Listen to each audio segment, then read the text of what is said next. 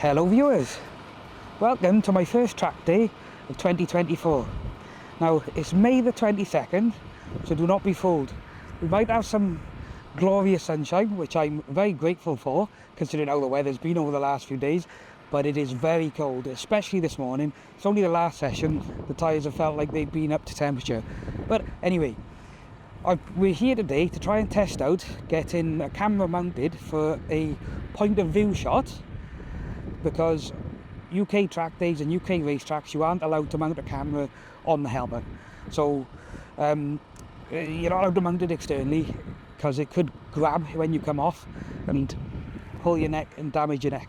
So I've been looking at mounting a camera inside the helmet. There was two that came up, a cam box and an Insta GO3, and I went for an Insta GO3 ultimately because it's easier for the rider to turn on and off, because the cam box looked very complicated. So now I've selected the camera. We're going to take a look at what it actually records and if we can get a point of view out of it.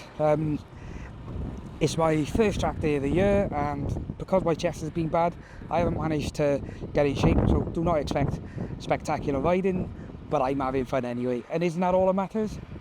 Let's take a look at the footage. So then folks, while we warm up, here is my first test of trying to mount a camera inside a helmet for track day use. You're not allowed to mount cameras on the outside in case you crash and they catch and twist your neck. So I've mounted an Insta GO3 inside my helmet. I don't know what the audio's like, I don't know if it's getting any reflection off the pin lock. We'll have a look. Might have to take the pin lock out. Only talking in the warm up. I won't be doing any talking once I'm concentrating at full speed. Okay then folks, we've viewed the footage and it looked quite good, but I could see the reflection of the pin lock in it, and I've only reviewed the footage on the Insta 3 module, but I could see a definite outline of the pin lock in there. So it's warmed up a little bit now. I'm going to say not overly warm, but warmed up a little bit. So I've taken the pin lock off and we'll see what it looks like this time.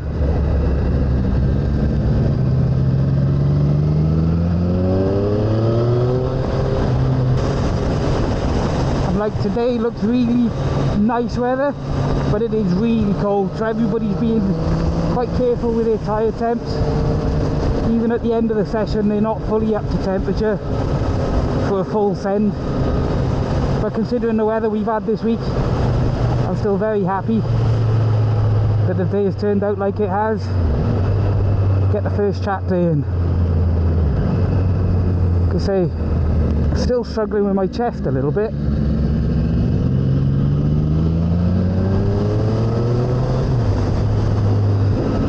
I haven't got into the fitness level I wanted to, so I'm struggling climbing around the bike with my body position. So I'm just chilling out today, as is everybody by the look of it.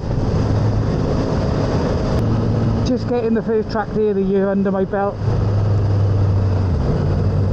getting used to being on track again.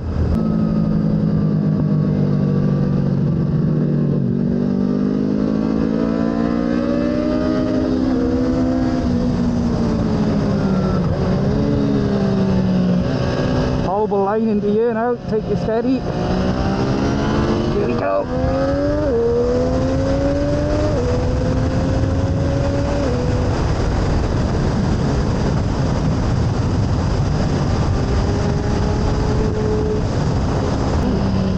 We've got in there fast.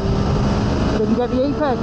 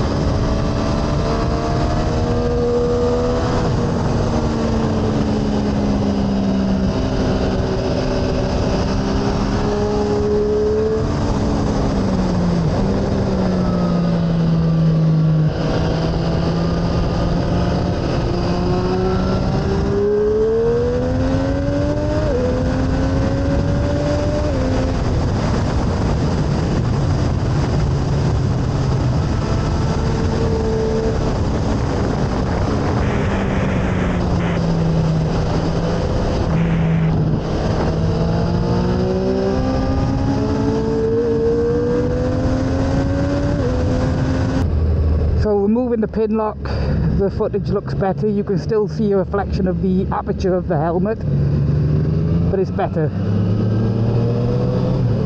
I won't know for sure till I get the images on a computer, but from what I saw from the back of the GO3's module, it looks quite good.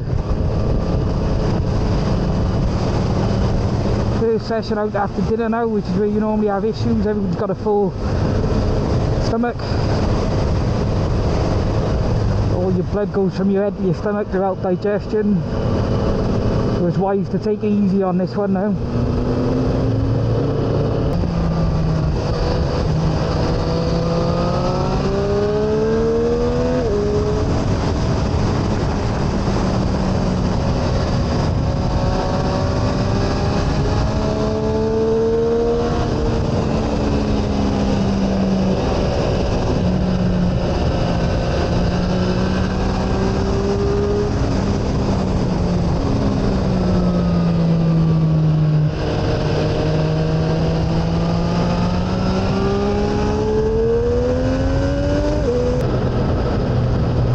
Folks, we are out for the last session, or might be second to last, but it's my last session anyway. I'm not going to have any energy left after this one. What was he doing then? I can feel myself starting to get worn out now, so I'm not going to push my luck by doing too much. Channel seeking grips on again, is it?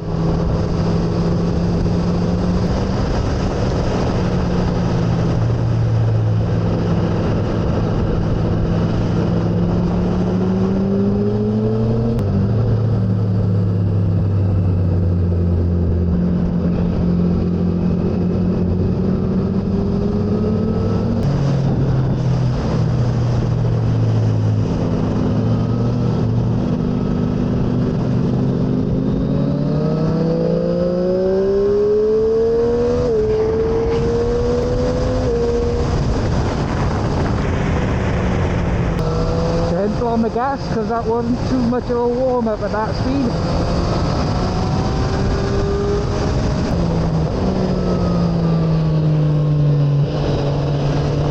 That was a terrible line, Chris.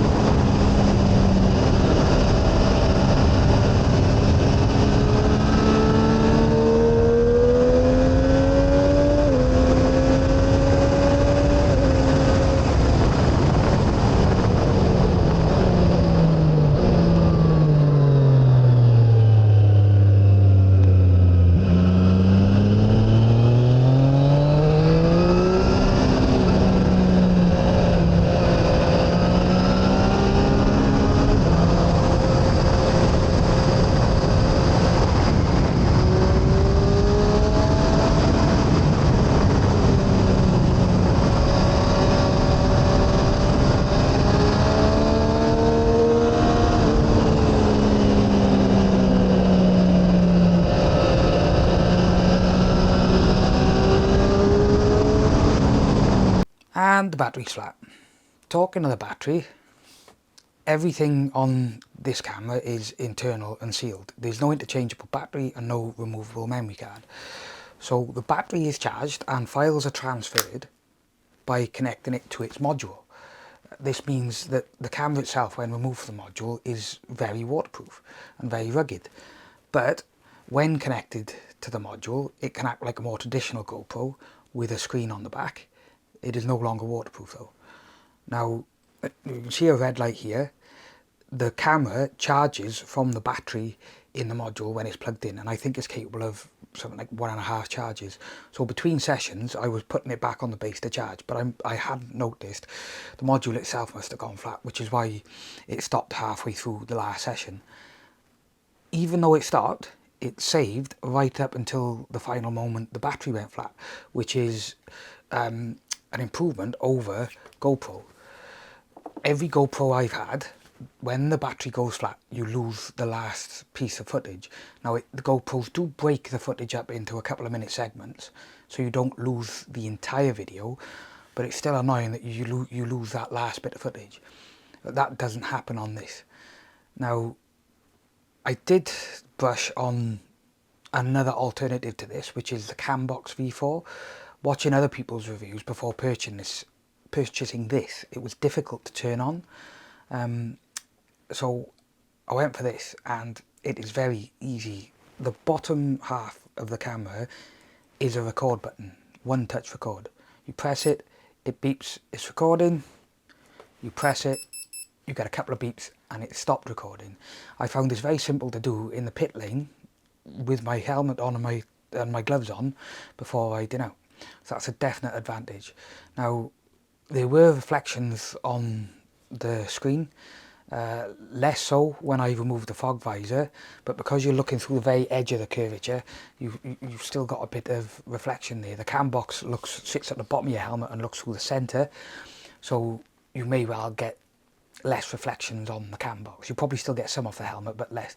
But with the fog visor removed, I didn't have too many issues with it. Speaking of visors though, if you have a dark visor, that is going to affect image quality, because the camera's going to have to bump up the ISO to compensate, and you're going to get very grainy footage in. So that is something else to consider.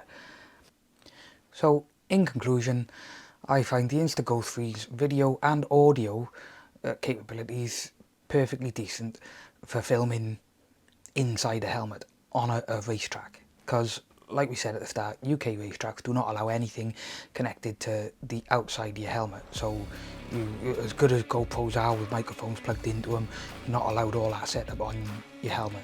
So this does give you point of view in helmet footage with audio that's clear enough to hear.